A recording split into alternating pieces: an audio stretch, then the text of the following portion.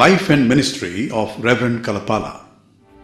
Reverend Abraham Kalapala was born to a Christian couple, Mr. Isaku and Mrs. Santoshamma. Though the parents were faithful Christians, Reverend Abraham led a nominal Christian life in his early days.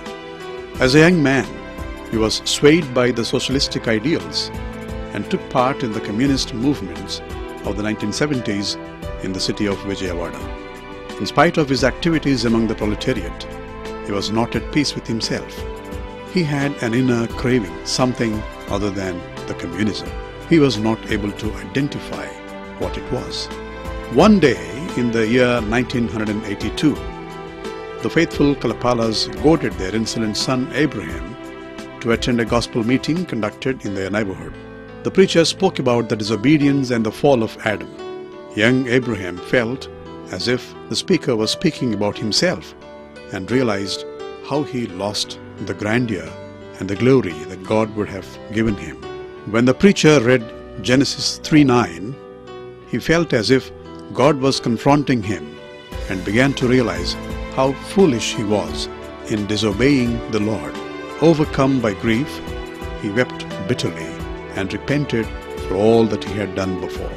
With the help of the preacher, young Abraham accepted Jesus as his Savior and Redeemer.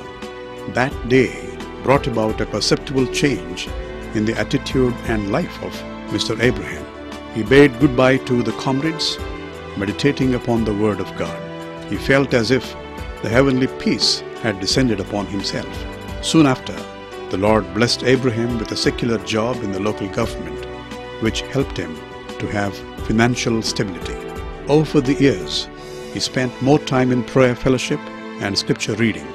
As he grew in faith, he acquired commendable insights into the scripture.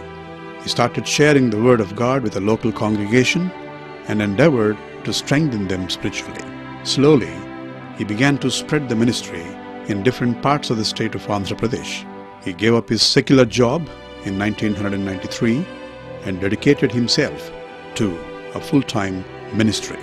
In order to fulfill God's will towards him, Reverend Abraham founded the ministry Christ for the Lost in India in the year 1993 in the city of Vijayawada. This ministry was founded according to the great vision and the high calling of the living God to minister the love of Jesus to the unreached and the perishing generations. This mission is both spiritual and practical, encompassing preaching of the gospel and alleviating human suffering and distress without discrimination.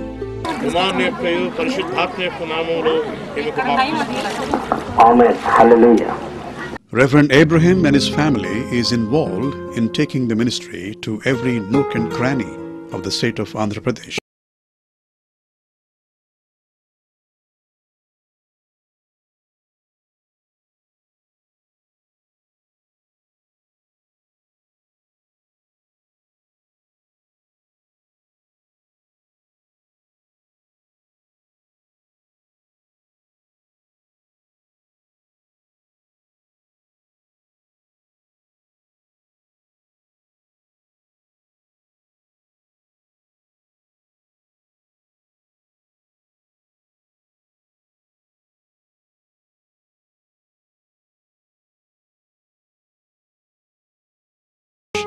Reverend మొదట దేవునికి స్తోత్రం చెప్పుకున్నామా? హల్లెలూయా. మళ్ళీ ఒకసారి చెప్పండి, హల్లెలూయా. మరి ఇంకా వస్తానున్నారు. హల్లెలూయా. ప్రియ దేవుని బిడ్డలారా, దేవుని మాటలు మనం ధ్యానం చేసుకుందాం. ఈరోజు నేను మీతో మాట్లాడబోయే ఒక విషయం ఏంటంటే, దేవుని సంకల్పాన్ని గురించి మాట్లాడుకుందాం. దేవుని సంకల్పంలో ఎవరుంటారు, దేవుని సంకల్పంలో ఉన్నవారి గురించి దేవుడు ఏం ఆలోచిస్తాడు, వాళ్ళ జీవితాలకు ఎలా తోడై ఉంటాడు అనే విషయాన్ని మాట్లాడుకుందాం. రోమీలకు రాసిన పత్రిక 8వ అధ్యాయము 28, 29 2 వచనాలే దయచేసి చదవండి. దేవుణ్ణి ప్రేమించు వారికి అనగా ఆయన సంకల్పము చొప్పున పిలువబడిన వారికి మేలు కలుగుటకై సమస్తమును సమకూడి జరుగుచున్నవని ఎరుగుదుము. ఎందుకనగా తన కుమారుడు అనేక సహోదరులలో జ్యేష్ఠుడగునట్లు దేవుడెవరిని ముందుగా ఎరిగెనో వారు తన కుమారునితో సారూప్యము గల వారవుటకు. చాలు, ప్రార్థన చేసుకుందాం. పరిశుద్ధుడా, పరిశుద్ధుడా, పరిశుద్ధుడా, మహోన్నతుడా, నీ గణనామానికి స్తోత్రాలు.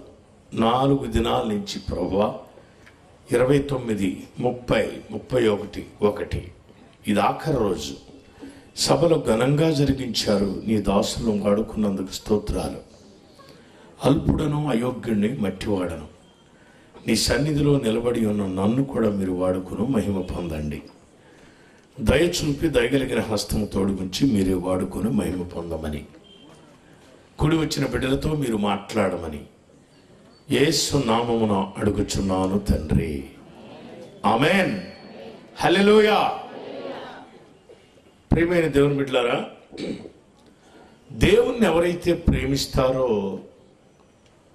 వారు దేవుని సంకల్పములో ఉంటారు. దేవుని సంకల్పము అంటే దేవుని దృష్టిలో, అంటే దేవుని ఉద్దేశంలో ఉంటారు. దేవుణ్ణి ఎవరైతే ప్రేమిస్తారో, మనం అనుకోవచ్చు ప్రార్థనకు వచ్చాం కనుక మనమే ప్రేమిస్తున్నాము అని. కాదండి, దేవుణ్ణి ప్రేమించేవారు అన్నిల్లో ఉన్నారు, ముస్లిమ్స్లో ఉన్నారు, నామకార్థ క్రైస్తవుల్లో కూడా ఉన్నారు. ఎవరు నిజమైన దేవుణ్ణి ప్రేమించేవారు, నిజమైన దేవుణ్ణి ప్రేమించేవారు ఆ దేవుని కొరకు అన్వేషణ చేసేవారంటే వారు దేవుని సంకల్పంలో ఉంటారు. నువ్వు పుట్టక ముందు ముత్తాత కాడి నుంచి వద్దాంలే, మీ ముత్తాతలో ఉండవు. మీ ముత్తాతలో నుంచి మీ తాతలోకి వచ్చావు, మీ తాతలో నుండి మీ నాన్నలోకి వచ్చావు, మీ తండ్రిలోకి, మీ తండ్రిలో నుంచి నువ్వు బయటకు వచ్చావు. అంటే ఒక పురుషుల్లో కొన్ని కోట్ల జీవ కణాల్లో నీ ఒక కణమై ఉండగానే ఆయనకు ముందే తెలుసు. దేవునికి స్తోత్రం చెప్పండి. దావీదు అంటాడుగా, నేను నా తల్లి గర్భమునందు పిండమునై ఉండగా నీ కన్నులు నన్ను చూచెను. అంటే దావీదు తన తల్లి గర్భములో పిండోత్పత్తి జరుగుతున్నప్పుడు దేవుడు కన్నులారా చూస్తున్నాడంట పిండోత్పత్తిని. అంటే నన్ను ప్రేమించి నా కొరకు జీవించేవాడు పుట్టబోతున్నాడని దేవుడు ప్రత్యేకంగా పిండోత్పత్తిని చూస్తున్నాడట. అంటే దేవుణ్ణి ప్రేమించే వారి కోసం దేవుడు ఏదైనా చేస్తాడనమాట. వారి కోసం ఎలాంటి రిస్క్ అయినా తీసుకుంటాడు. దేవుణ్ణి ఎవరైతే ప్రేమిస్తారో వారి కోసం దేవుడు ఏదైనా చేస్తాడు. వారిని ఎవరైనా ఏదైనా అంటే దేవుడు ఆ విషయంలో కూడా కలుగజేసుకుంటాడండి.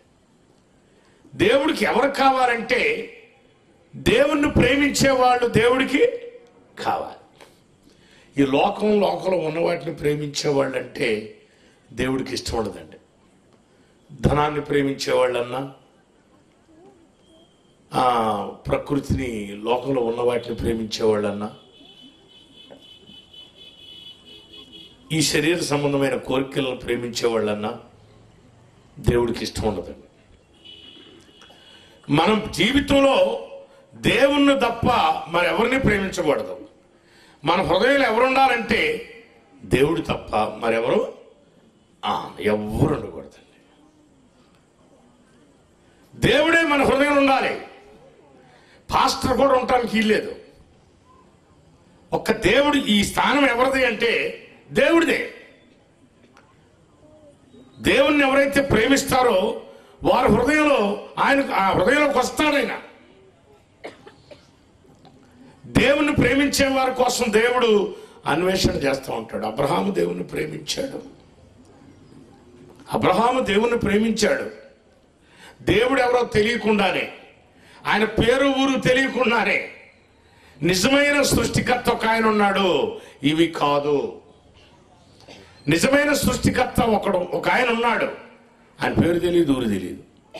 పేరు ఊరు తెలియకుండానే నిజమైన దేవుణ్ణి ప్రేమిస్తున్నాడండి. ఎంత ఆశ్చర్యం అండి. మనం అడ్రస్ చెప్పినా కానీ యేసు సిలువలో పాపుల కొరకు మరణించాడని చెప్పినా మనం ప్రేమించం. పాపుల కొరకు ప్రాణం పెట్టాడని చెప్పినా ప్రేమించం. మనుషుల్ని తిరిగి లేపడానికి ఆయన సమాధిలోకి వెళ్ళాడన్నా ప్రేమించం. తిరిగి లేచి 40 దినాలు భూమి మీద సంచరించి 11 సార్లు ప్రత్యక్షమై తాను పునరుద్ధారుడై తిరిగి లేచాడనే సాక్ష్యాన్ని రుజువు చేసుకున్నా మనం ఆయన ప్రేమించలేకపోతున్నాం. ఏ రుజువులు లేకుండా, ఏ ఆధారాలు లేకుండా అబ్రహాము దేవుణ్ణి ప్రేమించాడు. ఆ దేవుని కొరకు అన్వేషణ చేస్తున్నాడు. పరలోకంలో ఉన్న దేవుడు అది చూసి, ఏం చూసామా? ఆయన ప్రేమను చూసి, ఆయన అన్వేషణ చూసి, ఆయన వెతుకుట చూసి అబ్రహామును పేరు పెట్టి పిలిచి తన స్నేహితుడుగా చేసుకున్నాడు. దేవునికి స్తోత్రం చెప్పండి. హల్లెలూయా. చూసారండి, సృష్టికర్త అయిన దేవుడు ప్రేమకు బద్ధుడై ఉంటాడు. ఎవరు ప్రేమిస్తారో వారి చుట్టూ తిరుగుతాడు. ఎవరు ప్రేమిస్తారో దేవుణ్ణి వారికి తోడై ఉంటాడు. అబ్రహాముకు తోడై ఉన్నాడు, ఇస్సాకు తోడై ఉన్నాడు, యాకోబుకి దేవుడు తోడై ఉన్నాడు. దేవుని స్తోత్రం చెప్పండి. హల్లెలూయా. ప్రేమైన దేవుని బిడ్డలారా, కానీ ఒక వ్యక్తిని మనం చూద్దాం. దేవుని సంకల్పంలో ఉన్న రూతుని గురించి ఈ రాత్రి కొద్దిగిందాం మనం. దేవుని స్తోత్రం చెప్పండి. దేవుని సంకల్పంలో ఉన్న రూతు. ఈ ఎవరి రూతు అంటే మోయాబీరాలు. మోయాబీరాలు ఎవరి మోయాబీలు అంటే లోతు తన కుమార్తెలను కూడగా కలిగిన వారే. అంటే తండ్రి కూతుళ్ళు కలయిక ద్వారా పుట్టినవారు మోయాబీలు. అమ్మోనీయులు ఇద్దరు కూతుళ్ళు. ఈ 2 కుటుంబాలు, మోయాబుని శపించాడు, అమ్మోనీయుల్ని శపించేశాడు. శాపగ్రస్తులు వీళ్ళతో ఎవరు మాట్లాడకూడదు. దేవుని బిడ్డలైన వారు ఎవరు మాట్లాడకూడదు, వాళ్ళ దగ్గరకు కూడా రానికూడదని దేవుడు శాసించాడు, శపించాడు. దేవుని స్తోత్రం. కానీ దేవుని చేత శపించబడిన జనాంగంలో పుట్టింది రూతు. మరి దేవుని సంకల్పంలో రూతు ఉండటం ఏంటి? ఓ ప్రక్కన శపించాడు కదా, ఏమో దేవుని సంకల్పంలో ఉండటం ఏంటి? దేవుని సంకల్పంలో రూతు ఉందంటే ఏదో కారణం ఉంది. కారణం లేకుండా దేవుని దృష్టిలో ఎవరు ఉండరు. ఎందుకంటే వెలిచూపును బట్టి దేవుడు ప్రేమించే దేవుడు కాదు. హృదయ స్థితిని బట్టి దేవుడు ఏ మనిషినైనా ప్రేమిస్తాడు. దేవుని స్తోత్రం. హల్లెలూయా. ప్రియమైన దేవుని బిడ్డలారా, ఈ రూతు మోయాబీరాలు. అయితే మోయాబీలందరూ మొలేకు దేవతను పూజిస్తారు. మొలేకు దేవతని సృష్టికర్తగా భావించి వారు పూజిస్తారు ఆ మొలేకు దేవతను. కానీ రూతు బాల్యము నుండి అదే పూజారి వంశంలో పుట్టినా, పూజారి వారసత్వంలో పుట్టినా, మొలేకు దేవతను పూజ చేసే వంశంలో పుట్టిన బాల్యము నుండి రూతు మాత్రం ఇది దేవుడు కాదు, ఇది కాదు మనం చేసుకున్నది, ఇది నిజమైన దేవుడు ఒక ఆయన ఉన్నాడు, ఆయన పేరు తెలియదు. ఈ భూమి ఆకాశాన్ని సృష్టించిన మహోన్నతుడైన దేవుడు ఒక ఆయన ఉన్నాడు, ఆయనే నిజమైన దేవుడు అని, ఈ సృష్టి అంతటి కర్త ఒక ఆయన ఉన్నాడని ఆ పేరు ఊరు తెలియకుండానే నిజమైన దేవుణ్ణి బాల్యము నుండి ప్రేమిస్తుంది, అన్వేషణ చేస్తూ ఆయన వైపే చూస్తుంది. దేవుని స్తోత్రం చెప్పండి. హల్లెలూయా. బాల్యము నుండి నిజమైన దేవుని కోసం ఆశపడుతుంది, నిజమైన దేవుణ్ణి ప్రేమిస్తుంది. పరలోకంలో ఉన్న దేవుడు అది చూశాడండి. అది చూసి ఎంతో హృదయపూర్వకంగా ప్రేమిస్తుంది, గాఢంగా ప్రేమిస్తుంది. రూతు యవనస్తురాలు, అందగత్తె, హృదయం నిండా నిజమైన దేవునితో నింపుకుంది. ఎప్పుడూ ఆలోచన చేస్తుంది, ఎప్పుడూ ఆలోచన చేస్తుంది, ఆ దేవుణ్ణి నేను ఎలా కనుగొనాలి, ఎలా తెలుసుకోవాలని ఆలోచన ఆమె జీవితంలో స్టార్ట్ అయింది. ప్రియ దేవుని బిడ్డలారా, అది చూసిన దేవుడు ఆమె జీవితాన్ని గురించి ఒక ప్లాన్ చేశాడండి, ఒక ప్లాన్ గీసేశాడు. ఎంత ప్రేమిస్తుంది, గాఢంగా నాకు హృదయంలో చోటిచ్చింది, నిజమైన దేవుణ్ణి ప్రేమిస్తుంది, నిజమైన దేవుని కోసం అన్వేషణ చేస్తుందని దేవుడు చూచి ఆమె జీవితాన్ని గురించి ఒక ప్రణాళిక వేశాడు. ఏమిటి ఆ ప్లాను అంటే, ఏమైనా సరే ఆమెను మోయాబు నుండి బెత్లెహేముకు తీసుకురావాలి, మోయాబు నుండి బెత్లెహేముకు తీసుకురావాలి. బెత్లెహేము తీసుకొచ్చినాక ఒక పరిశుద్ధుడికిచ్చి పెళ్లి చేయాలి. మరి ఆ రోజులు 30 సంవత్సరాలు చేశారనుకుందాం వివాహం.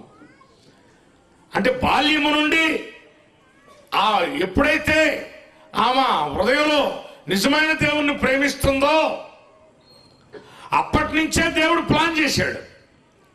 ఆమెను ఏమైనా సరే మోయాబు నుంచి తీసుకొచ్చి ఒక పరిశుద్ధుడికిచ్చి వివాహము చేయాలి. అంతేకాదు, ఆమె గర్భవాసములో నుండి ప్రపంచంలో పేరు ప్రతిష్టలు కలిగినటువంటి గొప్ప గొప్ప రాజులు పుట్టాలి. చివరికి లోకరక్షకుడైన యేసుక్రీస్తు అదే గర్భవాసములో నుండి పుట్టుకురావాలి. దేవుని స్తోత్రం చెప్పండి. అంటే దేవుణ్ణి ప్రేమించే వారి కోసం దేవుడు ఎంత చేస్తున్నాడో చూడండి. మనకు తెలియకమ్మా ఎవరిని ప్రేమించినా మన జీవితాలు కడతీర్చలేరండి. ఆయన ఒక్కడే, దేవునికి ఒక్కడికే సాధ్యం. అందుకని మనం ఆయన వైపు చూడాలి. రూతు దేవుని వైపు చూసింది, పేరు ఊరు తెలియకుండానే. ఆయన ప్రేమించింది, ఆయన కోసం అన్వేషణ చేస్తుంది. ఏమని సరే ఆమెను తీసుకొచ్చి పరిశుద్ధుడికి ఇచ్చి పెళ్లి చేయాలని దేవుడు ప్లాన్ చేశాడు. మరి మోయాబు నుంచి ఆమెను ఇక్కడ తీసుకురావాలి ఎట్లా? మోయాబీలు బెత్లెహేము వస్తే రాళ్లతో కూడా చంపేస్తారు యూదులు. వాళ్ళ మత చాందస్తులు ఊరుకోరు. మరి ఎట్లా, ఏ సంబంధంతో ఆమెను ఇక్కడ తీసుకురావాలి? ఆమెను ఇక్కడికి తీసుకురావటానికి దేవుడు బెత్లెహేము కరువు రప్పించాడండి. దేవునికి స్తోత్రం చెప్పండి. బెత్లెహేముకు భయంకరమైన కరువు. బాగా ఉన్నవాళ్ళు తప్ప మధ్యతరగతి వాళ్ళు, లాస్ట్ వాళ్ళకి అన్నానికి కూడా జరగట్లేదు. ఎటోళ్ళు అటు మూట ముళ్ళు కట్టుకొని పలానూరుకి వెళ్ళే పనులు దొరుకుతున్నాయి అంట, పలానా చోట పనులు దొరుకుతున్నాయి అంట అని మూట ముళ్ళు కట్టుకొని పిల్లలను తీసుకొని పనులకి పాటలకు వెళ్తున్నారు. కానీ ఒక కుటుంబాన్ని మాత్రం దేవుడు ప్రేరేపించాడు. మోయాబు దేశం వెళ్దాము, అక్కడ డబ్బులు కూడా డబుల్ కూలిస్తున్నారంట, అక్కడికి వెళ్దామని నయోమి భర్తకి ప్రేరేపణ కలగజేశాడు దేవుడు. దేవునికి స్తోత్రం. ఎటోళ్ళకి వెళ్ళిపోతున్నారు, కానీ మోయాబు శాపగ్రస్తం. అక్కడికి వెళ్తే అసలు ఒప్పుకోరు, యూదులు కొడతారు. మరి వాళ్ళు పరిశుద్ధులై ఉండి అక్కడికి వెళ్తానికి ఇష్టపడ్డారు. కానీ మనం ఏమనుకుంటామంటే బోధలో సమృద్ధి గలదానిగా వెళ్ళింది, నయోమి ఎంత తప్పు పని చేసింది, శాపగ్రస్తం కలిసిపోయిందని బోధలు ఇట్టకూడతాం. దేవుని సంకల్పానుసారంగా జరిగిస్తున్నాడు. దేవునికి స్తోత్రం. హల్లెలూయా. నయోమి కుటుంబానికి మాత్రం తన భర్తకి తనకి ప్రేరేపణ కలగజేశాడు, మోయాబు దేశం వెళ్దామని. సరే, పిల్లలను తీసుకుని, ఇద్దరు మగపిల్లలు, ఇంతంత పిల్లలు, వాళ్ళు తీసుకొని భార్యాభర్తలు ఇద్దరు మోయాబు దేశమున కాపురం ఉండటానికి వెళ్ళారు. అక్కడ పనులు చేసుకుంటున్నారు, శుభ్రంగా పనులన్నీ చేస్తున్నారు. డబుల్ కూలి వస్తుంది. నయోమి భర్త బాగా చేతులతో సంపాదిస్తున్నారు. కొన్నాళ్ళు గడిచిన తర్వాత ఎందుకో నయోమి భర్త ఎలీమెలెకు చనిపోయాడు. చనిపోయిన తర్వాత తిరిగి బెత్లెహేము వెళ్దామని ఆమెకు ఆలోచన రాలా. అక్కడే ఉండి బిడ్డలు పెట్టుకుని పనిచేస్తుంది. బిడ్డలు అప్పుడు కొద్దిగా పెళ్లిడికి వస్తున్నారు. అక్కడే ఉండి ఇద్దరు తల్లి కొడుకులు పని చేసుకుంటూ గడుపుతున్నారు. పూర్తిగా పెళ్లి వయసు వచ్చింది. అప్పుడైనా తిరిగి బెత్లెహేము వెళ్దాం, నా కొడుకులకు పెళ్లి చేద్దామనే ఆలోచన నయోమికి రాలా. అస్సలు రాలేదండి. దేవుని స్తోత్రం. అస్సలు రాలా. అక్కడే ఉండి ఇరుగు పొరుగు వారితో మంచిగుంటూ అక్కడ ఇద్దరు పిల్లలను చూసిందండి. ఇద్దరు పిల్లలు చూసి ఇద్దరు కొడుకులకు పెళ్లి చేసేసింది. ఒక కోడలు ఓర్ప, ఒక కోడలు రూతు. ఇద్దరికి పెళ్లి చేసింది. దాదాపు మరి ఒక సంవత్సరం గడిచిందేమో. ఇద్దరికి పిల్లలు పుట్టకుండానే ఇద్దరు కొడుకులు కూడా చచ్చిపోయారు. ఇప్పుడు అత్త వెధవరాలైంది, కోడళ్ళు వెధవరాళ్ళు అయ్యారు. అప్పుడు నయోమికి పిచ్చుగుబులు పుట్టింది. ఇక నేను నా దేశం వెళ్ళిపోతాను, ఇక్కడ ఒక్క క్షణం. అంతవరకు బెత్లెహేము వెళ్ళాలనే ఆలోచన భర్త చనిపోయినప్పుడు రాలేదు, పిల్లలకి పెళ్లి చేయాలన్నప్పుడు రాలేదు. కొడుకులిద్దరు చనిపోయిన తర్వాత నేను వెళ్ళిపోవాలని ఆలోచన పుట్టింది. పుట్టి ఇద్దరు కోడలను పిలుస్తుంది. అమ్మా వర్ప, రూతు ఇటు రండి. ఏంటి అత్తమ్మ అనుకుంటూ వచ్చారు. నేను నా దేవుడి దగ్గరికి, నా జనుల యొద్దకు నేను వెళ్ళిపోతున్నాను అమ్మాయి కొనను. మరి మీరు నా కోడళ్ళు, ముక్కు పచ్చలారిన వయసు యవనస్తులు, వయసులోనే భర్తలు ఇద్దరు చనిపోయారు. ఇప్పుడు నాకెవరైనా కొడుకులుంటే మరలా ఇచ్చి మీకు చేద్దును, లేరు. నేను పెళ్లి చేసుకుని మళ్ళీ పిల్లలు పుట్టాలంటే మీరు ముసలోళ్ళు అవుతారు, అది జరిగే పని కాదు. దాన్ని బట్టి మీరు పుట్టింటికి వెళ్ళిపోండి. మీ పుట్టింటికి వెళ్ళి హాయిగా సంసారం చేసుకోండి. పుట్టింటికి వెళ్తే మీ తల్లిదండ్రులు మళ్ళీ పెళ్లి చేయొచ్చు. మీ తల్లిదండ్రులు చెప్పినట్టుగా నడుచుకోండి. పుట్టింటికి వెళ్ళిపోండి అమ్మ అని ఇద్దరు కోడళ్ళకి బతిమలాడతాడు. అప్పుడు ఇద్దరు కోడళ్ళు అంటండి ఎలుగెత్తి ఏడ్చారంట. ఎటకమ్మా ఎలుగెత్తి అంటే? పెద్దగా, మెల్లిగా ఆడటం అంటే ఇది తినుకుడు అంటాడు. పెద్దగా అంటే అత్తమా, నయోమి అత్తమా, ఎంత మాట అన్నావు అత్తమా, నీ కొడుకులుంటే ఈ మాట అంటావా, మమ్మల్ని వెళ్ళిపోమంటావా, ఎంత మాట అన్నావు అత్తమా, మమ్మల్ని విడిచిపెట్టి వెళ్తావా నువ్వు, ఇది నీకు న్యాయమేనా అని ఇద్దరు కోడలు అంటే ఎలుగెత్తి తీర్చారంట. 1వ అధ్యాయం రూతు గ్రంథం 1:14 రాయబడి ఉంది మాట. వారు ఎలుగెత్తి ఆడవగా ఇద్దరు ఏడ్చారంట. అమ్మ పాపం నయోమి కొంచెం మెత్తబడిపోయిందంట. అమ్మో నా కోడళ్ళకి నా మీద ఎంత భక్తి ఉంది, సరే ఏమైనా సరే తీసుకెళ్ళిపోదాంలే, ఇంత ఏడుతున్నప్పుడు ఇక పాపం ఎక్కడ వదలటం మంచిది కాదు, నా ఊరు తీసుకెళ్ళిపోదామని అనుకుంటుందంట. గబగబ వార్ప వచ్చిందంట. వార్ప వచ్చి జుట్టు పట్టుకొని ముందుకు లాగి ముద్దు పెట్టుకొని అత్తమా మా పుట్టింటికి వెళ్ళొద్దు అబ్బాయి, టాటా అని చెప్పిందంట. ఆమె వెళ్ళిపోయినాక రూతు వస్తుందంట. ఆమె అందంట, రూతు వచ్చి తన అత్తను ఏం చేసిందమ్మా, హత్తుకున్న కోడలు తంటుంది. అమ్మ నువ్వు మాత్రం ఎందుకు, నీ తోడు కోడలు వెంబడి నువ్వు కూడా వెళ్ళు, తన పుట్టింటికి వెళ్ళిపోయింది, నువ్వు కూడా వెళ్ళు, హాయిగా జీవితాన్ని గడుపుకోండి, నా దారి నేను వెళ్ళిపోతాను అన్నప్పుడు రూతు అంటదండి, అత్తమా నన్ను విడిచిపెట్టమని అనొద్దు, నీవు వెళ్ళి చోటకే నేను వస్తాను, నీ జనమే నా జనము, నీ దేవుడే నా దేవుడు, నువ్వెక్కడ చనిపోతే నేను అక్కడే చనిపోతా. దేవునికి స్తోత్రం. ఎవరైనా అంటారా మీ మాట్లామావు, పైగా పుట్టింటికి వెళ్ళమంటే టక్కన బయలుదేరతారు. ఎవరైనా వెళ్ళరా, పుట్టింటికి వెళ్ళంటుంది. ఒక ఆమె వెళ్ళిపోయింది. ముందు బెత్లెహేం వెళ్దామని, అత్తగారికి వెళ్దామని ముందే ఏడ్చింది. మరి ఆమెను ఎవరు బెదరగొట్టారో తెలియదు. చాలా మంది పరిశుద్ధుల గుంపులో చేర్చబడాలనుకుని బాప్తిసం పొందాలనుకున్న వాళ్ళు చాలా మంది జరగొడతారు. అమ్మయ్యో మాయ్, బాప్తిసం అంటే మాటలు కాదు.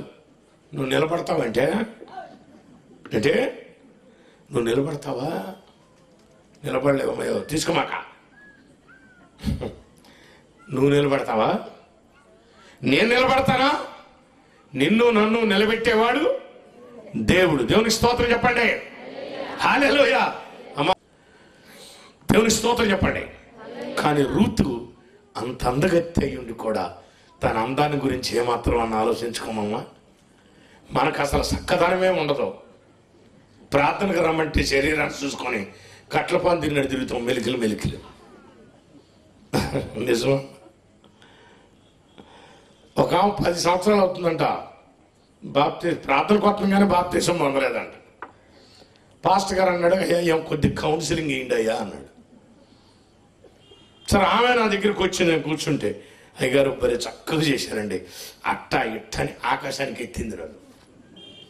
ఈ అత్తనిచ్చాను. అమ్మ, నువ్వు బాప్తిసం పొంది ఎన్ని సంవత్సరాలు అయింది అన్నా. పాస్టర్ గారండి అంటున్నా. ఏంటమ్మా, విషయం చెప్పు, నేను చెప్తాను అంటున్నా. అది కాదండి అంటుంది. ఏంటో నువ్వు చెప్తే సమాధానం చెప్తానమ్మా, చెప్పు అంటున్నా. నేను ఒక్కసారి శరీరం వెంక చూసుకొని అంటుంది, అయినా నాకు ఇప్పుడు ఏం బాప్తిసమండి అంటుంది. దేని చూసుకోనమ్మా? మా ఇవాళ తడుకు బెడుకులుగా కనపడి రేపు ఒడిలిపోయి వాడిపోయి వాసన వచ్చి పక్కన కూడా ఎవడో కూర్చోడు, బిడ్డలు కూడా కూర్చోరు. అలాంటి శరీరాన్ని ప్రేమించి సజీవుడైన దేవుని దూరం చేసుకుంటావా? ఎంత శాపం అండి. ఈ శరీరం ఎల్లకాలం ఎట్టు ఉండదమ్మా. ఇవాళ బిర్రు, ఇవాళ బిగుమానం రేపు ఉండదు. ఇవాళ తడుకు బెడుకులు రేపు ఉంటాయా? అవి ఉండవు. ఇవాళ బాగానే ఉంటాం, రేపేమి సంభవించును మీరు ఎరుగరు అన్నది దేవుని వాక్యం. మనకు తెలియదు. యవనస్తులు ఈ శరీరాన్ని చూసుకుని మనుషులు దేవునికి దూరంగా బ్రతుకుతున్నారు. హల్లెలూయా. కానీ రూతు అంత సౌందర్యవతి, పైగా భర్త రుచి తెలిసింది. పుట్టింటిని జన్మభూమిని విడిచి బెత్లెహేముకి ప్రయాణం కట్టింది అంటే దేవుణ్ణి ఎంత ప్రేమించిందండి. ఎంత ప్రేమించింది కాబట్టే మోయాబును అసహించుకోలేదు. మోయాబులో ఉన్న తన తల్లిదండ్రులని అసహించుకోలేదు. రూతును కూడా బతిలాడి ఉంటారు. అమ్మా రూతు, మా మాటను తల్లి, నువ్వు అక్కడికి వెళ్ళమాకవే, నీకు తెలియదు యూదుల సంగతి, నా మాటినమ్మా వెళ్ళమాకని ఎంత బతిలుంటారో. అమ్మా నానా, చిచి నన్ను బ్రతిలాడొద్దు, నేను ఒక్క క్షణం ఉండను ఇక్కడ. అదే అంటారు, నా నిమిత్తము తల్లినైనను తండ్రినైనను అన్నదమ్ములైనను అక్క చెల్లెండ్లనైనను భూములనైనను విడనాడుకుంటే వాడు నా శిష్యుడు కాదు. దేవునికి స్తోత్రం చెప్పండి. హల్లెలూయా. ప్రియ దేవుని బిడ్డలారా, కానీ రూతు తన అత్తను అత్తుకొని అంటుంది, నీ వెళ్ళు చోటుకే నేను వస్తాను, నీ జనమే, నీ దేవుడే, నువ్వు ఎక్కడ చనిపోతే అక్కడ చనిపోతావని ఇక విడిచిపెట్టలేదండి అత్తని. సర్లే రామ్మ అంది, మోటా ముళ్ళు కట్టి కోడలు ఎత్తిన పెట్టింది. నయోము ముందు వెనకాల కోడలు సామాను ఎత్తిన పెట్టుకొని బయలుదేరి బెత్లెహేం వెళ్ళిపోయారు. ఎన్నో సంవత్సరాల క్రితం తాళం వేసి వచ్చిన ఇల్లుని తాళం తీసి అత్త గోడలిద్దరు ఇల్లు బాగు చేసుకొని బూజులన్నీ దులుపుకొని శుభ్రం చేసుకొని ఈ తీసుకెళ్లి డబ్బులతో గంజి కాసుకొని కాలక్షేపం చేస్తున్నారు. ఈ డబ్బులు కూడా అయిపోయినాయి, గంజి లేదు. నయోమి పనికెళ్ళలేదు, ముసలి అయిపోయింది. అప్పుడు కోడలు పిలిచాడదమ్మా, నేను కష్టపడలేను, ముసలిదాన్ని అయిపోయాను, దయచేసి నువ్వు, మా బంధువులు కోత కోసి కట్టేత కడుతున్నారు, దయచేసి నువ్వు అక్కడికి వెళ్ళు, పరిగెరుకురామ్మా అని చెప్పు. తట్ట చేతికి ఇస్తే తట్ట తీసుకొని పరిగెరటానికి వెళ్ళిపోయింది. పరిగి అందరూ ఏరేసిన చాలలో ఏరుతుంది. దాన్ని చెడుబరిగి అంటారు. చెడుబరిగి ఏరేవాళ్ళు ఎవరై అంటే అందరూ ఏరేసిన చాలలో ఏరుతారు. అంటే వాళ్ళు అదిలికిచ్చేవాళ్ళు ఉండరు, కదిలిచ్చేవాళ్ళు ఉండరు. ఏమున్నదో ఆ కంకులు ఏమన్నా ఉంటే పాపం ఏరుకుంటూ ఉంటారు. ఆ బెత్లెహేములో భూస్వామి ఒక ఆయన ఉన్నాడు, బాగా పొలాలు కలిగినోడు. ఆ ఊర్లో ఆయనే షావుకారి, ఆయనే భూస్వామి. భూములు ఎక్కువ ఎవరికున్నాయంటే ఆ భూస్వామికే ఉన్నాయి. ఎవరో కదా భూస్వామి, బోయేసు. దేవుని స్తోత్రం చెప్పండి. ఈ ఒంటరిగా పరిగెడుతుంటే, అందరూ ఏరేసిన చాలలో పరిగెడుతుంటే మేస్త్రిని పిలుస్తాడు. అరే మేస్త్రి రా, ఎవర్రా ఇచ్చినది, నేను ఎప్పుడు చూడలేదు, ఎవర్రా ఈ అమ్మాయి, ఏంటి ఇక్కడ పరిగెడుతుంది, నేను ఎప్పుడు చూడలేదే బెత్లెహేములో అంటే ఆ మేస్త్రి వివరం అంతా చెబుతాడు. అయ్యా, మోయాబు దేశం నుండి నయోమితో కూడా తిరిగి వచ్చిన మోయాబీరాలైన యవనురాలు అని డీటెయిల్స్ ఇస్తాడు. అంటే నయోమి భర్త ఎలీమెలకు, బోయజు తండ్రి సల్మాను సొంత అన్నదమ్ముల పిల్లలు, దాయాదులు. అప్పుడు బోయజు ఫీల్ అయ్యాడు, మేము ఇంతమంది దాయాదులుంటే దిక్కులేని దానిలాగా అందరు ఏరేసిన చాలలో పరిగెరటం ఏంటి అని 2వ అధ్యాయం 8వ వచనంలో ఆమె దగ్గరికి వెళ్ళిపోతాడు. ఏమంటాడమ్మా? అప్పుడు బోయజు రూతుతో, నా కుమారి నా మాట విను. వేరు, ఎందుకంటే యూదులకు చాలా ప్రెస్టేజ్. వాళ్ళ రక్ష మందులు ఎవరైనా దాయాదులు కానీ వాళ్ళ పొలాల్లో తప్ప వేరే వాళ్ళ పొలాల్లో వెళ్తే వాళ్ళకి చాలా ప్రెస్టేజ్ ఎక్కువ. దయచేసి వేరొక పొలంలో నీవు పరిగెరుకున్నటకు పోవద్దు, దీనిని విడిచిపోవద్దు. ఇచ్చట నా పనికత్తెల యొద్ద నిలకడగా ఉండుము, వారు కోయు చేనుని వెంబడించుము. నిన్ను ముట్టకూడదని ఊళ్ళో ఉన్న యవనస్తులందరికీ నేను ఆజ్ఞాపించాను. నీకు దాహమగినప్పుడు కుండల యొద్దకు పోయి పనివారు చేదిన నీళ్లు. దేవుని స్తోత్రం చెప్పండి. చూడండి, ఆ పోట్లోనే బోయజ్ గారు తీసుకున్న స్టెప్, నువ్వు వేరే పొలం వెళ్ళొద్దు. పనివాడికి కూడా చెప్పాడనే, కోత కోసేటప్పుడు పిడికిళ్ళు వదలంటారా అని. అలా కోసేటప్పుడు ఆ పిడికిళ్ళు వదిలేస్తున్నారు. వాళ్ళు కోసేటప్పుడు ఏ రైతు అంటాడండి ఆ మాట? కోత కోసేటప్పుడు పరిగెరుకొని ఎత్తాడు ఎవడైనా? కోత కోసేటప్పుడు ఎవరైనా ఏరుతుంటే కొట్టినోళ్ళు చూసా నేను నా కృష్ణా జిల్లాలో. ఒడ్డు చేలో నుంచి బయటికి ఒడ్డెక్కిందా కొడతానమాట. కానీ ఎంత దీవెనిచ్చాడండి. కోయివారిని వెంబడించమన్నాడు, నిన్ను ముట్టకూడదని యవనస్తులందరికీ ఆజ్ఞాపించాను. అంటే బెత్లెహేములో టీటీపీ డిపార్ట్మెంట్ ఎంప్లాయీస్ ఉన్నారండి. వాళ్ళందరికీ కబుర్లు చేశాడంట. కొంతమంది పని వాళ్ళని పంపించాడు. రాయ్, పని పాట లేకుండా తిని అరుగుల మీద టీ వాటల కాడ కూర్చుంటారుగా, వచ్చేపోయి ఆడవాళ్ళని కామెంటరీ చేస్తాం. వాళ్ళకి కబుర్లు చేశాడు. నయోమి ఇంట్లో ఉన్న యవనస్తురాలు అండాదండలేందని, దిక్కులేందని ఆమె మీద చేస్తారేమో, ఆమెను పాడు చేస్తారేమో, జాగ్రత్త, కపడతారు. బోయజ్ గారికి కావలసిన మనిషి అని చెప్పండి. నయోమి పరిచయం చేయకుండా మేస్త్రి ద్వారా తెలుసుకొని ఆమె జీవితానికి ఎంత దగ్గర చేస్తున్నాడు. దీనికి కారణం దేవుని అనాది సంకల్పం. దేవునికి స్తోత్రం, హల్లెలూయా. ప్రేమ దేవుని బిడ్డారా, అందరికీ ఊళ్ళో ఉన్న టీటీపీ డిపార్ట్మెంట్ ఎంప్లాయీ, టీటీపీ అని తెలుసుకమ్మా, తినటం, తిరగటం, పండుకోవటం, తల్లిదండ్రులు తెచ్చిన అన్నం తినటం, జీన్ ప్యాంట్లు వేసుకోవటం, తిరిగిన బజారుకి 10 సార్లు తిరుగుతారు, సొల్లు గారుచుకుంటారు. ఇప్పుడే కాదు, ఆ రోజుల్లో కూడా ఉన్నారు ఇట్టాడు బ్యాచ్. అందుకనే బోయజ్ గారు పనివాళ్ళని పంపించాడు. ఎందుకంటే బోయజ్ గారు మనిషి అంటే టెర్రర్. ఎవరైనా వాళ్ళతో మాట్లాడతాడు కూడా భయమే. కబురు చేశాడంటే, నువ్వు దాహమగినప్పుడు నువ్వు వాళ్ళని అడగాల్సిన అవసరం లేదు, పనివాళ్ళు చేదుతారు అక్కడ నుండి సమృద్ధిగా. అంటే ఎంత ఘనతకెక్కించాడో చూడండి. అలా సమృద్ధిగా పరిగేరి మరి ఇంకా కొంత పనివాళ్ళ చేత కట్టి ఈమె తట్టనండి ఎన్నుకున్న తర్వాత ఇంటికి వెళ్ళిన తర్వాత నయోమి చూసి మురిసిపోయింది. అమ్మ నీకు బాగా దొరికింది. అవునమ్మా, మీ బంధువులు నన్ను బాగా ఆదరించారమ్మా. రైట్. ఇక యువలో దంచుకొని గజ్జి కాసుకొని అత్తగోడలు ఇద్దరు తాగుతున్నారు. నయోమికి ఆలోచన వచ్చింది, అయ్యో ముక్కు పచ్చలారని వయసు, నా కొడుకును పోగొట్టుకుంది, చాలా అందగత్తి, తన తల్లిని తండ్రిని జన్మభూమిని విడిచి ముసల్దాన్నైనా నా వెనకాల వచ్చిందంటే నేను ఏదో ఒక న్యాయం చేయాలి. నేను ఏదో ఒక న్యాయం చేయాలి అని ఆలోచన వచ్చి 3వ అధ్యాయం 1-2 చూడమ్మా.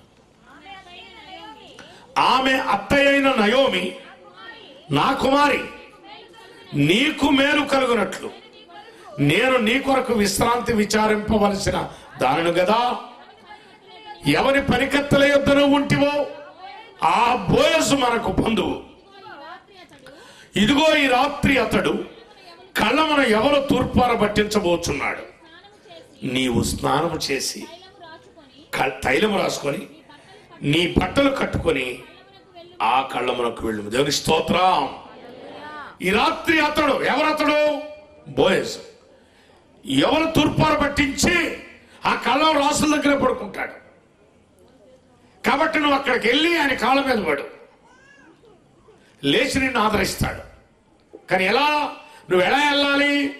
మొదట స్నానము చేయాలి, తర్వాత తైలం రాసుకోవాలి, ఒంటినిండా సెంటు, తర్వాత బట్టలు నూతన వస్త్రాలు కట్టుకోవాలి. అది యూదుల యొక్క పెండ్లి ఆచారం. పెండ్లి కుమార్తెగా తయారు చేసే పద్ధతి అది. దేవుని స్తోత్రం చెప్పండి. మన ఆచారం కూడా అదే కమ్మా. అమ్మావు మనకు కూడా పిల్లోడు చూసినాక దీని తిక్కిరి కాళ్ళ వంకర కాళ్ళ మెల్లకన్నా గుడ్డి కన్నా అన్ని చూసుకొని ఓకే అని అటు ఇటు విందు భోజనాలు చేసినాక పెళ్ళి ఫిక్స్ చేస్తాం. పెళ్లి ఫిక్స్ చేసినాక పెళ్లి కూతురుని మొట్టమొదటి తయారు చేస్తాం. ఎట్టా అంటే మేము ఎవరిని పెళ్లి కూతురుని చేయలేదమ్మా, మగవాళ్ళు కానీ ఆడవాళ్ళు కానీ. ఏం నిజమేనా? ఫస్ట్ పెళ్లి కూతురికి ఏం చేస్తారమ్మా? పెళ్లి లగ్నం డేట్ పెట్టుకున్నాక, మా మగవాళ్ళు చెప్తున్నారు, అసలు ఆడవాళ్ళు చెప్పట్లేదు, నా బాధ అదే. ఫస్ట్ ఏం చేస్తారమ్మా? నలుగు స్నానం. చుట్టాలు ఎక్కువ ఉంటే 4 రోజుల ముందు, లేకపోతే 15 రోజుల ముందు, 10 రోజుల ముందు, లేకపోతే వారం ముందు, లేకపోతే 3 రోజుల ముందు. మా అమ్మ నన్ను పెళ్ళికొడుకుగా తయారు చేయడానికి 15 రోజుల ముందు స్టార్ట్ చేసింది. 15 రోజుల ముందు అందరికీ చెప్తుందమ్మా, పెళ్లి సమయానికి నా కొడుకు బాగా సాయి రావాలి, మెరవాలి అని చెప్తే ఇంటింటికి పసుపు సున్నిపిండి కలిపి పిచ్చ తోముడుతో వదిలి పెడతారు. ముఖం మెడ చేతులంతా పసుపే, వేరే తోముడు తోముతున్నారు, దిట్టగా పెడుతున్నారు గారెలు, నెయ్యి, ఆ సున్నుండ్లో. పెళ్లి 3 రోజులు ఉందనగా ఎందుకు అర్థం చూసుకున్నానండి. సాయమాన తర్వాత కానీ పోలేరం రూపు వచ్చింది. దేవుని స్తోత్రం. అమ్మో ఇక నాకు నలుగొద్దు.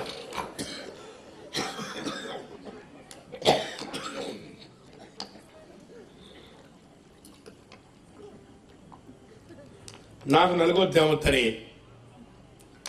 రక్షణ సబ్బు తెచ్చుకొని, మీరు నలుగొద్దేమొద్దు, మీ ఇంటికి వస్తాను స్నానం చేస్తా. రోజుకు 4 సార్లు సబ్బెట్టి స్నానం చేయటం.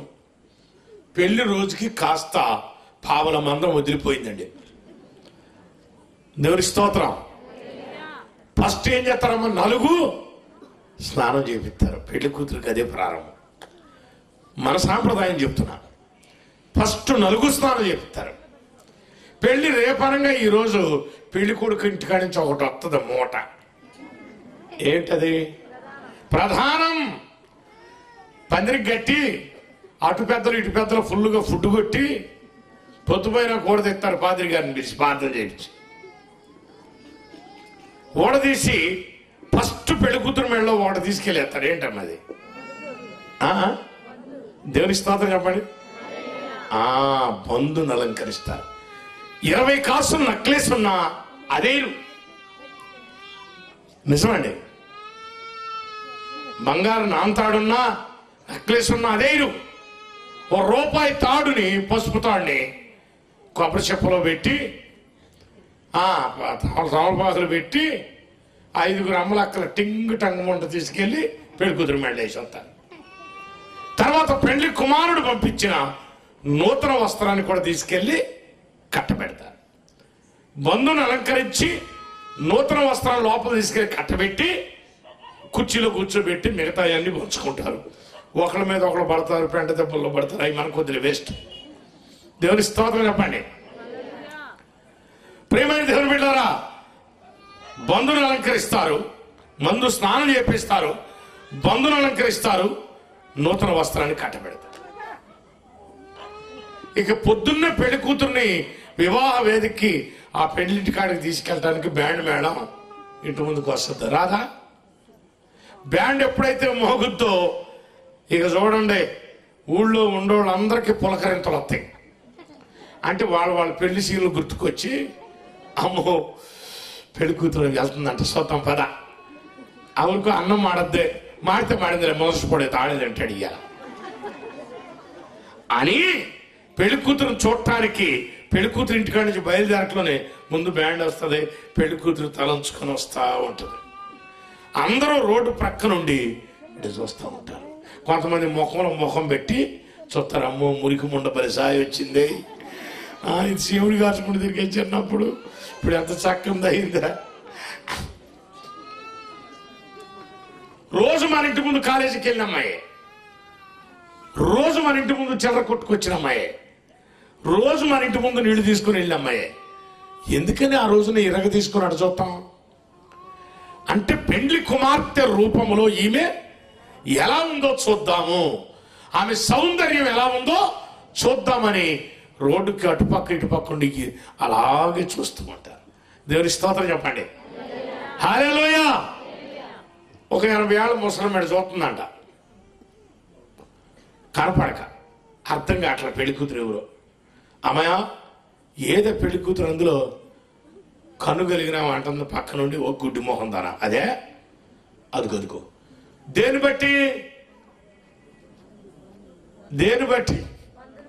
బంధుని బట్టి అదుగో అంది. ఈమె ఎందుకు కన్ఫ్యూజ్ అయిందంటే పెళ్లి కూతురు కంటే పేరెంటల్ డెకరేషన్ ఎక్కువైంది.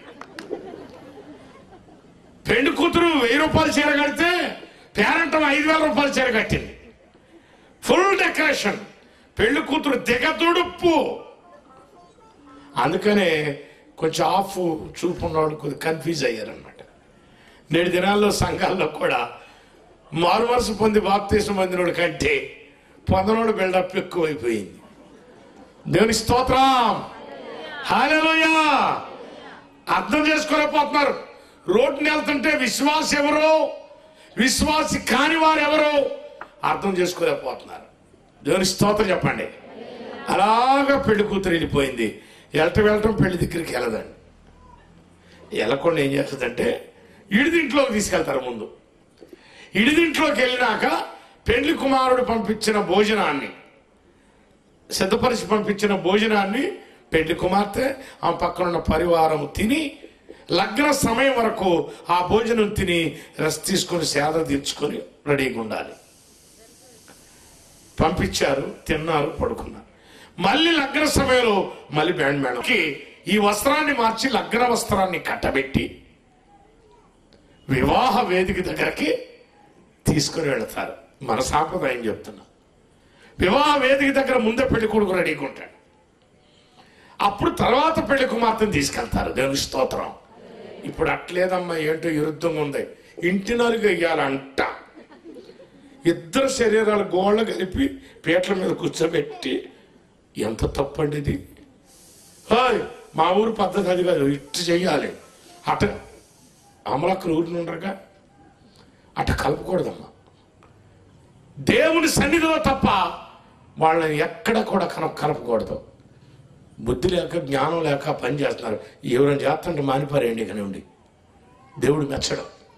దేవుని స్తోత్రం. వివాహ వేదిక దగ్గరకి లగ్న వస్త్రాలతో తీసుకెళ్తారు. పెళ్లి కుమారుడిని అక్కడ కూర్చోబెడతాడు. పాస్టర్ గారు ప్రారంభిస్తాడు, పెళ్లి చేయటం ప్రారంభిస్తాడు. దేవుని స్తోత్రం. మంగళమే యేసునకు మనుజావతారునకు మనుజావతారునకు మనుజావతారునకు శృంగార ప్రభువునకు నిపుణ వేద్యునకు మంగళమే అని ప్రారంభిస్తాడు. ఇద్దరికి వివాహం జరిగిన తర్వాత దీవించి తండ్రి ఇంటికి పంపిస్తాడు. దేవుని స్తోత్రం.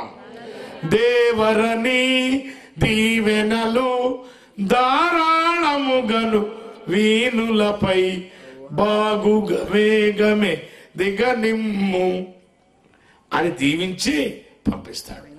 ఇది ఈ లోకంలో మన వివాహ సాంప్రదాయం. చూడండి ప్రియ దేవుని బిడ్డలారా, ఈ లోక సంబంధమైన పెళ్లి కుమారుణ్ణి సంతోషపరచడానికి, ఈ లోక సంబంధమైన పెళ్లి కుమార్తెను ఈ రీతికి అలంకరిస్తే, పరమ పెళ్లి కుమారుడైన యేసుక్రీస్తుకు భార్యని ఇంకెంతగా అలంకరించాలమ్మా? ఈ లోక సంబంధమైన పెళ్లి కూతురుకి ఓ పసుపు సున్నుపిండేసి చెత్తేసి వీరతోడు తోమి సౌందర్యవతిగా నిలబెడుతున్నారు. అసలు ఇప్పుడు బ్యూటీ పార్లర్లు వచ్చినాయి. 1000 రూపాయలు ఇచ్చి బలమే పడుకోబెడితే దేవగానికి చేసి నుంచో పెడుతున్నారు. పెళ్లి కొడుకు మూర్చ వస్తుంది. అసలు నేను చూసింది ఈ అమ్మాయినా ఇంకొక అమ్మాయినా? అమ్మా దేవుని స్తోత్రం చెప్పండి. సౌందర్యంగా తీర్చిదిద్దాలి. పెళ్లి కుమారుడు చూసిన వెంటనే ఆకర్షితుడగునట్లు ఆమెను సౌందర్యవతిగా తీర్చిదిద్దుతారు. అలాగే పరమ పెండ్లి కుమారుడైన యేసుక్రీస్తు మరి అతని భార్యను చూసి ఆకర్షించాలి కదా, అతని భార్యను చూసి ఆకర్షించాలి కదా. దేవుని స్తోత్రం చెప్పండి. ఆకర్షించాలంటే మరి ఈ పెండ్లి కుమార్తెను ఎలా అలంకరించాలి? ఈ పెండ్లి కుమార్తె కూడా మొట్టమొదటి స్నానమే, బాప్తిస్మము, పునర్జన్మ సంబంధమైన స్నానము. మొదట ఏం చేయాలమ్మా? మకిలి మస్టు పాపములు డాగులు అన్ని కడగటానికి బాప్తిసం పొందాలి. బాప్తిసం పొందాలి. దాన్నే తీతుకు రాసిన పత్రిక 3వ అధ్యాయం 5వ వచనం అనుకుంటా, పునర్జన్మ సంబంధమైన స్నానం అంటాడు అక్కడ. తిరిగి కొత్తగా జన్మించాలి.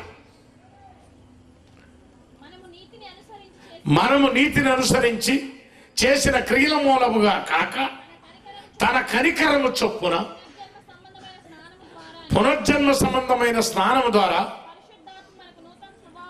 పరిశుద్ధాత్మ మనకు నూతన స్వభావం కలగజేయుట ద్వారా, దేవుని స్తోత్రం చెప్పండి, హల్లెలూయా.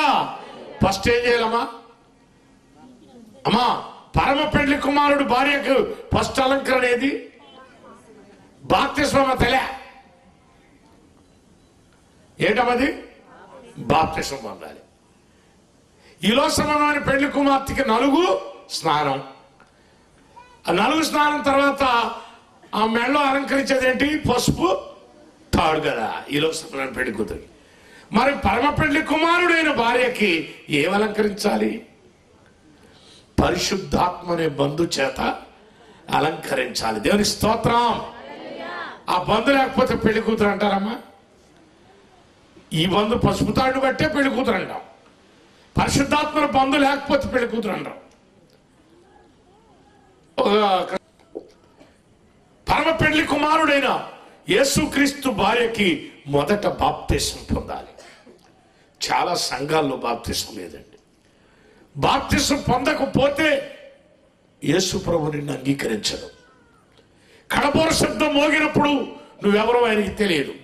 ఆ మహిమ శరీరం వచ్చి నిన్ను ధరించుకోదు. దేవుని స్తోత్రం చెప్పండి. ప్రియ దేవుని బిడ్డలారా, కానీ బంధువులను అలంకరించాలి. తర్వాత నీతి అనే వస్త్రాలు, అంటే ఆయన రక్తంలో కడగబడి రక్షణ నీతి అనే వస్త్రాలు మనం కట్టుకోవాలి. ఇడిది ఇల్లు సంఘమునకు సాదృశ్యం. ఇడిది ఇంట్లో పెళ్లి కుమార్తె చేసిన భోజనం, ఇడిది ఇల్లు సంఘం అయితే ఆ ఇడిది ఇంట్లో పెళ్లి కుమారుడు పంపించిన భోజనాలు. కానీ ఇడిదిల్లు సంఘం అయితే సంఘంలో మనం చేసే భోజనం ప్రభురాత్రి భోజనం. దేవునికి స్తోత్రం చెప్పండి. హల్లెలూయా. మరి నువ్వు ఏ సంఘానికి వెళ్తున్నావు నాకు తెలియదు. నీ ఉన్న సంఘంలో నువ్వు బాప్తిసం పొందావా? మారుమనసు పొందావా? బాప్తిసం పొందావా? పరిశుద్ధాత్మ పొందావా? ఆయన రక్తంలో కడగబడుతున్నావా? ప్రభురాత్రి భోజనంలో ప్రభు బల్లను నువ్వు సమీపిస్తున్నావా? మనం పెళ్లి కూతురు ఎట్టవుతావు? వధువి ప్రేమైన దేవుని బిడ్డారా, ఆయన పెళ్లి కుమారుడు చూసిన వెంటనే ఆకర్షితుడగునట్లు ఆమె హృదయంలో ఉన్న పరిశుద్ధాత్మని బంధు చేత అలంకరిస్తారంట. నీ హారములలో పరమగీతాలు అంటాడు, నీ హారములలో ఒకదాని చేత నీవు నన్ను వశపరచుకుంటువి. దేవుని స్తోత్రం. నీకున్న హారాలు, పెండి కుమార్తెకున్న హారాలన్నింటిలో కల్లా విలువైన హారం పరిశుద్ధాత్మ. పరిశుద్ధాత్మ అనే హారము చేత నీవు నన్ను వశపరచుకుంటేవి. పరిశుద్ధాత్మ అనే బంధు ఉంటే పెళ్లి కుమారుడు నీ చుట్టూ తిరుగుతాడు, ఆకర్షితుడవుతాడు, నిన్ను విడిచిపెట్టడు. నీకు ఎలాంటి ఆపదలు వచ్చినా, ఎలాంటి కష్టాలు వచ్చినా, ఎలాంటి నష్టాలు వచ్చినా, ఇరుకులు వచ్చినా ఆయన నీ చుట్టూ వలగా ఉంటాడు. నేటి దినాల్లో దీని విలువ తెలియట్లేదండి, చాలా మందికి తెలియట్లా. బాప్తిసం పొందమంటే పాస్టర్ గారికి గుళ్ళో సంఘానికి సభ్యుల కోసం వేస్తున్నాడు ఎత్తు అనుకుంటున్నారు. పొంతే పొందులు అతను ఉట్టి కట్టుకుని ఊరేగు. కానీ ప్రభు పరమ పెండ్లి కుమారుడు బోరల శబ్దంతో వచ్చినప్పుడు ఏ పెండ్లి కుమార్తె బాప్తిసం పొందదో, ఏ పెండ్లి కుమార్తె హృదయాంతరంగంలో పరిశుద్ధాత్మ చేత నింపబడదో, ఏ పెండ్లి కుమార్తె ఆ ప్రభు బలను సమీపించి ఆ నీతి అనే వస్త్రాలు ధరించుకోదో వారిని వివాహం చేసుకోడు, వారి మధ్యాకాశానికి వెళ్ళరు. ప్రియ దేవుని బిడ్డలారా, ఆలోచించు. నిజంగా నువ్వు బాప్తిసం పొందావమ్మా? పొందపోతే ఆలస్యం చేయకుండా పొందు. శరీరాన్ని చూసుకోమాక, ఇవన్నీ చూసుకోవద్దు. బాప్తిసం ఇంపార్టెంట్. నయోమి కోడలతో చెబుతుంది, విధవరాలిని పెళ్లి కుమార్తెగా మారుస్తుంది, వైధవ్యపు స్థితి నుండి వధువుగా మారుస్తుంది. దేవుని స్తోత్రం చెప్పండి. విధవరాలిని పెళ్లి కుమార్తెగా. ఎందుకంటే అక్కడుండి మోయాబులో దేవుణ్ణి ప్రేమించి మోయాబును అసహించుకుందంటే మారు మనసు పొందింది. మారు మనసు పొంది పరిశుద్ధుల గుంపులోకి వచ్చిన ఏమైనా పరిశుద్ధపరచబడితేనే బోయజ్ గారు పెళ్లి చేసుకుంటాడు, లేకపోతే నువ్వెవరో నాకు తెలియదు అంటాడు. అందుకనే నువ్వు వెళ్ళవలసిన విధానం చెప్పుద్ది. మొదట నీవు స్నానము చేయి, తర్వాత తైలము రాసుకో, వస్త్రాలు కట్టుకో అన్నప్పుడు లోబడింది. ప్రియమైన దేవుని బిడ్డలారా, నేను వెళ్తే నాకు పరివారు చేతి నీడు తాగించలేదా? పరివారిని వెంబడించడం లేదా? నన్ను ముట్టకూడదని ఊళ్ళో యవనస్తులకు చెప్పాడు కదా. వెళ్తే ఏమైంది? ఇటు వెళ్తే ఆదరించడా అని వ్యతిరేకించిందమ్మా.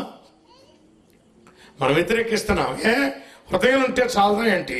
బాప్తిసమే పొందాలా? ఇట్టడి శాతస్థులు లేరమ్మా. మా మనసులో ఉండాలి. వదిన ఏముందమ్మా నీకు? మనసులో ఉండాలంట మా అమ్మ కదే, మనసులో ఉండాలంట, హృదయం ఉండాలండి. బాప్తిసం పొందితే రాదు. ఇట్టడి శాతస్థులు ఎక్కువ అయిపోయారండి. రూత్ అయితే అందగత్తి, భర్తను కోల్పోయి వచ్చినందుకు వెధవరాలు పక్షాన దేవుడు వ్యాజ్యం వేశాడు. దేవునికి స్తోత్రం. ఎంత అన్యాయం చేశాడండి. అత్తగారు చెప్పినట్టుగా వస్త్రాలు కట్టుకుంది.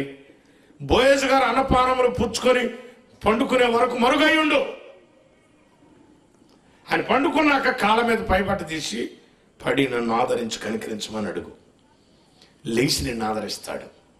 కానీ అక్కడికి నువ్వు వెళ్లాల్సిన విధానం స్నానం చేయి. యూదులు పెళ్లి కుమార్తెను తయారు చేసే పద్ధతి అది.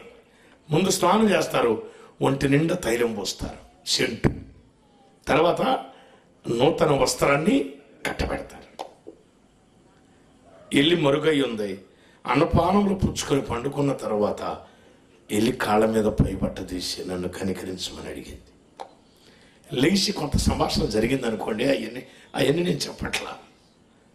లేచాడు, భార్యగా స్వీకరిస్తాడు. దేవుని స్తోత్రం చెప్పండి. స్వీకరిస్తే దేవుడు గర్భఫలాన్ని ఇస్తాడు. హల్లెలూయా. మత్తయి సువార్త 1:5, మత్తయి సువార్త 1:5 చదవు. నయస్సోను సల్మానును కనెను, సల్మాను రాహాబునందు బోయజును కనెను, బోయజు రూతునందు ఒబేదును కనెను, ఒబేదు యెష్షయిను కనెను, యెష్షయి రాజైన దావీదును కనెను, దావీదు వంశమందు నేడు రక్షకుడు. దేవుని స్తోత్రం. దేవుని అనాది సంకల్పము చొప్పున దేవుడు నెరవేర్చుకున్నాడు. ఆమె ఎప్పుడైతే బాల్యము నుండి దేవుణ్ణి ప్రేమించిందో, దేవుని కోసం అన్వేషణ చేసిందో, అది చూసిన దేవుడు ఆమెను తీసుకొచ్చి పరిశుద్ధుడికి చేయాలని అనుకున్నాడు. అనుకున్న ప్రకారం చేశాడు. ఆమెను మోయాబు నుంచి బెత్లెహేము తీసుకురావడానికి దేవుడు ఎంత పని చేశాడండి. బెత్లెహేము తన సొంత ప్రజలకి భయంకరమైన కరువు రప్పించాడు. ఒక్క ఆత్మ కోసం, ఒక్క మనిషి కోసం బెత్లెహేము కరువు రప్పించాడు.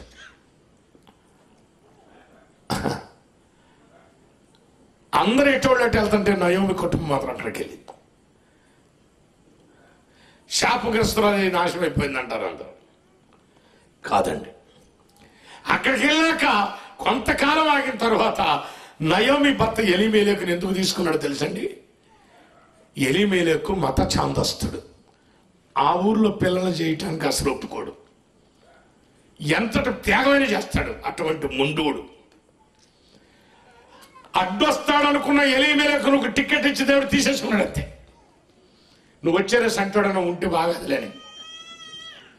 భర్త చచ్చిపోయినాకైనా తిరిగి బెత్లెహేము వెళ్దామని అనుకోలా.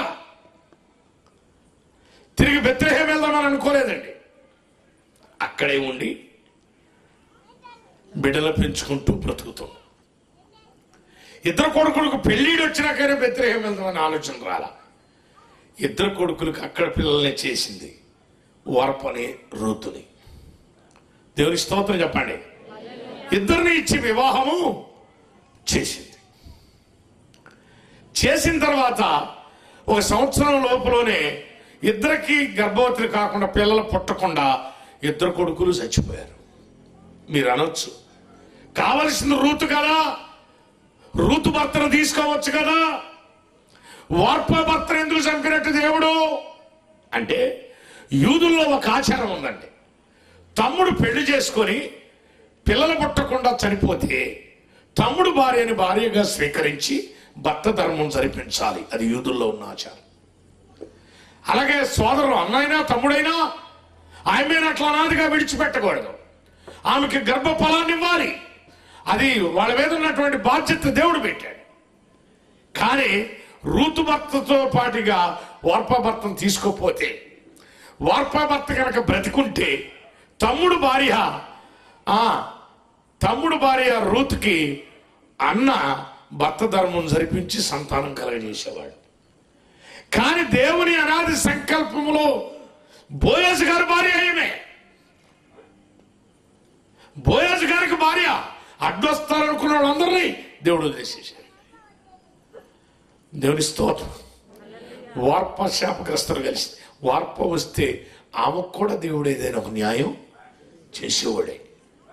కానీ వార్ప ఆళ్ళేళ్ళ మాటలిని, అమ్మో పాత్రకి వెళ్తే నిలబడలేమని ఆళ్ళేళ్ళ మాటలిని, బాప్తిసం పొందాలి, ప్రార్థనకి వెళ్ళాలి, పరిశుద్ధుల గుంపులో చేర్చబడాలి, మనం నిలబడలేమని ఆళ్ళేళ్ళ మాటలిని అనవసరంగా తిరిగి శాపంలో గడిచిపోయింది. ప్రార్థనకు వచ్చేవాళ్ళు చాలా మంది ఆళ్ళేళ్ళ మాటలిని బాప్తిసం దాకా వస్తారండి. దేవుడు ఎంత చేశాడండి. ఒక్క ఆత్మ రూతును తీసుకొచ్చి బోయజుకి ఇచ్చి పెళ్లి చేయటానికి సొంత ప్రజల కరువు రప్పించాడు. అంటే దేవుణ్ణి ప్రేమించి దేవుని కొరకు జీవించాలనే ఆశ పడేవారి కోసం ప్రపంచాన్ని తల్లకిందులు చేసే అద్భుత కార్యాలు దేవుడు చేస్తాడు. దేవుని స్తోత్రం. ఇశ్రాయేలీయుల్ని దేవుడు ఎన్నుకున్నాడు. ఎర్ర సముద్రం అడ్డొస్తే 2 పాయలు చేశాడు. ఇది సామాన్యమండి? ఎన్ని అద్భుతాలైనా, ఎలాంటి ఆశ్చర్య కార్యాలయం చేస్తాడు నీకోసం. నువ్వు దేవుణ్ణి ప్రేమించి దేవుని కొరకు జీవించాలని ఆశపడితే నీ గతంలో వ్యభిచారాన్ని చూడడం, దొంగతనాన్ని చూడడం, కూని చేసావా అది చూడడం, నువ్వు చీటరవా మోసం చేసావా అది చూడండి. అవన్నీ మర్చిపోతాడండి. ఆయన ప్రేమించి ఆయన కొరకు జీవించాలని ఎప్పుడైతే ఆశపడతావో ఆయన అస్సలు బద్ధుడైపోతాడు. నిజంగా దేవుడు ఏ జనాంగాన్ని శపించాడో ఆ శపితమైన జనాంగంలో నుంచి దేవుణ్ణి ప్రేమించి దేవుని కొరకు జీవించాలని ఆశపడిన ఒక అమ్మాయిని తీసుకొచ్చి బెత్లెహేము వచ్చి పెళ్లి చేశాడు పరిశుద్ధుడికి ఇచ్చి. ఆమె గర్భవాసనలో రాజులు పుట్టారు. చివరికి లోకరక్షకుడు అదే వారసత్వం పుట్టుకొచ్చాడు. ఇజ్రాయెల్ దేశంలో చిన్నప్పటి నుంచి ఏ తప్పు చేయని, శారీరకంగా ఏ తప్పు చేయని కన్యకలు లేనమ్మా. అమ్మా చాలా మంది ఉన్నారు, కానీ వాళ్ళ హృదయంలో దేవుడు లేడు. దేవుడు నీ హృదయంలో ఉంటేనే, దేవుని ప్రేమ నీ హృదయంలో ఉంటేనే నిన్ను దేవుడు ఆడుకుంటాడు. దేవుడు నీ కోసం ఏదైనా చేస్తాడు. ఎలాంటి వారినైనా ఎదురిస్తాడు ఆయన. దేవునికి స్తోత్రం చెప్పండి. హల్లెలూయా. నిజంగా రూత్ని ఎంత గొప్ప ఆశీర్వదించాడండి, ఎంత గొప్ప దీవెనిచ్చాడండి రూత్కి. రూతు జీవితంలో ఊహించి ఉండదు. హృదయాన్ని చూసిన దేవుడు గొప్ప అద్భుతం చేశాడండి. బెత్లెహేము తీసుకొచ్చాడు. ఎందుకంటే యూదులు, వాళ్ళ మోయాబీలు, వాళ్ళ డైరెక్ట్గా రూతుమా రా అని దేవుడు పిలవలేడా? చెప్పలేడమ్మా? పిలుస్తాడు. అబ్రహాముని పిలిచిన దేవుడు రూతును పిలవలేడా? పిలుస్తాడు. కానీ ఆ అమ్మాయిని పిలిచి ఇక్కడ తీసుకొచ్చింది అనుకో, యూదులు మంచోడు కాదు, ఏ సంబంధం లేదు, నువ్వెవరో ఎందుకు వచ్చావని చెబుతారు. అసలు దేవుడు అనుకున్నా జరగదు. చాలా ఆటంకాలు వస్తాయి. అందుకనే ఏ సంబంధంతో వచ్చాడు? తన సొంత బాబాయ్ కొడుకును పెళ్లి చేసుకుంది. బాబాయ్ కొడుకును పెళ్లి చేసుకుంది. ఆ కొడుకు చచ్చిపోయాడు. ఆమెకి భర్త ధర్మం జరిపించాలి. యూదుడే, ఇతనే బోయజే కావాల్సి వచ్చాడు. నాకంటే నీకు ఇంకా దగ్గర బంధువులు ఉంటారమ్మా, కానీ వాళ్ళలో యోగ్యుడైన వాడు ఎవడో లేడు. నయోమి అక్కడికే పంపించింది. ఆలోచించి, నేను పరిచయం చేయకుండానే కోయిచోని వెంబడించమన్నాడు, గుప్పిలు విప్పిమన్నాడు, కోసేవారికి చెప్పాడు, కుండల యొద్దకు పోయి పనివారి చేత నీళ్లు తాగమన్నాడు, నిన్ను ఆయమ్మను ముట్టకూడదని ఊళ్ళో యవనస్తులకు చెప్పాడంటే ఈమెకు తగిన వరుడు బోయజే. దేవుని స్తోత్రం. నయోమిని తిడతారంటే పాస్టర్లతో సహా. నయోమి యోగ్యురాలు. నయోమి అంటే ప్రియము, యోగ్యురాలు, దేవుని చిత్తాన్ని జరిగించేది నయోమి. దేవుని స్తోత్రం చెప్పండి. హల్లెలూయా. దేవుని చిత్తాన్ని జరిగించి నెరవేర్చేది. అందుకనే బిడ్డలు పోయారు, భర్త పోయాడు, బిడ్డలు పోయారు. అక్కడి నుంచి ఏమని తీసుకొచ్చేసేసి ఆమె పరిశుద్ధుడికి ఇచ్చి పెళ్లి చేసి చేతులు కడుక్కుంది. ఆ పని అయిపోయింది. దేవుడు అంతవరకు నయోమిని వాడుకున్నాడు. ప్రియ దేవుని బిడ్డలారా, మరి కళ్ళము సంఘము, కళ్ళమునకు యజమానుడు బోయజు, కళ్ళము సంఘం అయితే సంఘమునకు శిరస్సు ఎవరండి? క్రీస్తు. మరి ఆ కళ్ళములో మనం వెళ్ళాలి. ఆయన పాదాల మీద పడాలంటే నీవు స్నానం చేశావా? బాప్తిసం పొందావా? పునర్జన్మ సంబంధమైన స్నానాన్ని చేశావా? తర్వాత పరిశుద్ధాత్మనే బంధు చేతను అలంకరించబడ్డావు, పరిశుద్ధాత్మను పొందావా? నీతి అనే వస్త్రాలు, రక్షణ అనే వస్త్రాలు ధరించుకున్నావా? అప్పుడు ఆయన పాదాల మీద పడు, కనికరించి కడబోర శబ్దాన్ని నిన్ను పైకి తీసుకెళ్తాడు. దేవుని స్తోత్రం చెప్పండి. ఇంత ప్రాసెస్ ఉంది, ఇంత ఆలోచన ఉందమ్మా. ఏమీ లేకుండా నువ్వు మోయాబును విడవకుండా, మోయాబులో ఉన్న పాపాన్ని విడవకుండా, అంటే మారుమనసు పొందకుండా, బాప్తిసం పొందకుండా, పరిశుద్ధాత్మను పొందకుండా, ఆయన రక్తంలో కడగబడకుండా నువ్వు ఎట్ట పరలోకం వెళ్తావు? ఎట్ట నీకు స్వస్థత కలుగుద్ది? ఎలా శాశ్వతమైన స్వస్థత నీకు కలుగుద్ది? దేవుడు ఎలా మేలు చేస్తాడు నీకు? నీకోసం ఏం చేస్తాడండి?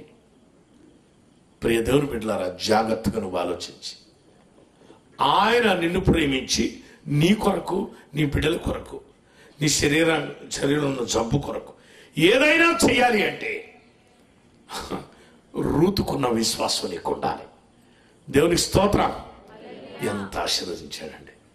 శాపగ్రస్తలో పుట్టిన గర్భవాసం నుంచి ఈ లోకరక్షకుడు యేసుక్రీస్తు అదే వారసత్వం నుంచి పుట్టుకొచ్చాడండి. ఎంత ధన్యత!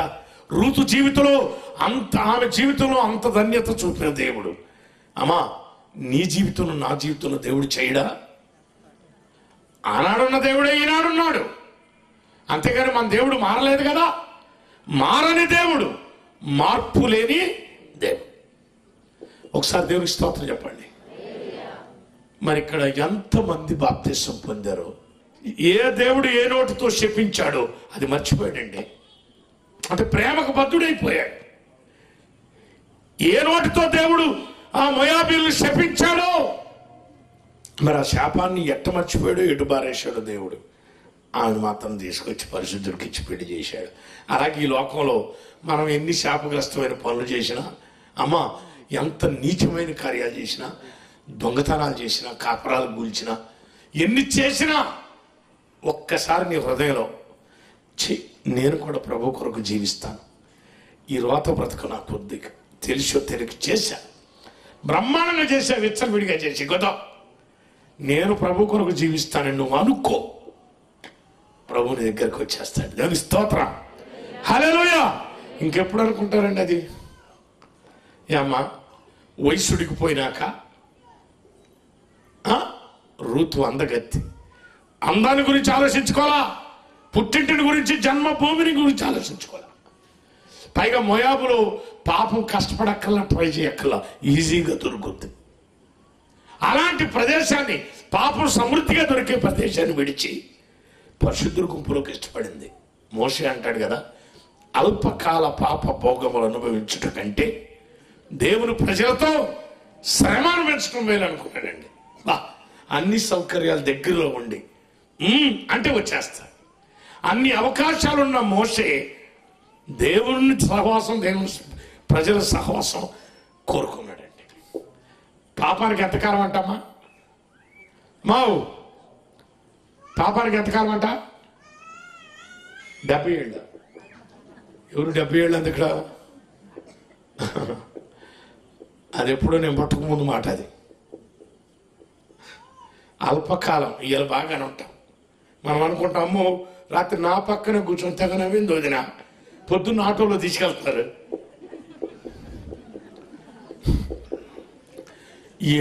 ఎట్ట అసలు ఇప్పుడు వచ్చే రోగాలండి మాయ రోగాలండి. మాట్లాడితేనే అమ్మా ఆయన మీద అనుకోని గట్టాటి ఏమి రావు. దేవుని స్తోత్రం.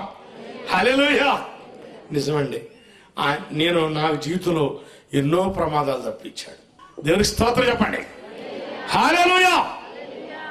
మనం దేవుని కొరకు జీవిద్దాం, ప్రభు కొరకు బ్రతుకుదాం. ఈ రాత్రికాల సమయంలో రూతులాగా నీవు కూడా బాప్తిసం పొందు.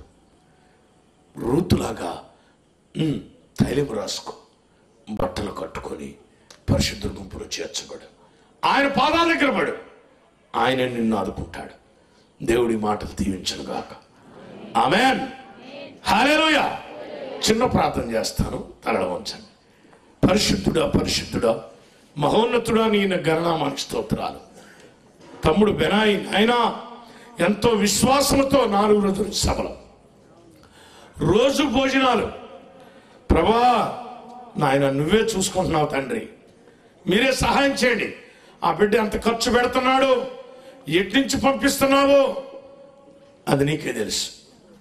ఆకాశ వాక్యాలు విప్పండి, బిడ్డకు కావలసిన సహాయం చేయండి. కూడిన బిడ్డలను దీవించమని, నా వెనకున్న దైవజనులందరినీ దీవించమని, కూడిన వారందరూ దీవించి ఒక్కొక్కరిని పంపమని యేసు నామమున అడుగుచున్నా తండ్రి. ఆమేన్. హల్లెలూయా. మీ అందరికీ వందనాలు.